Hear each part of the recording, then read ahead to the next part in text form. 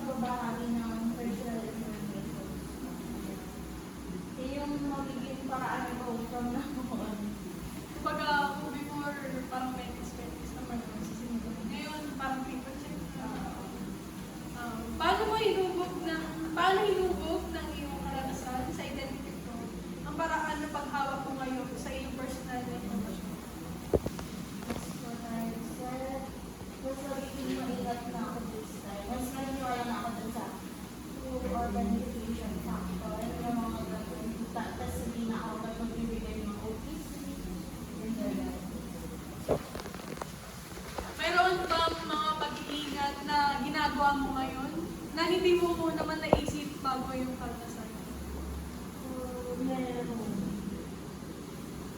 Kapag parang regular na ako nag-check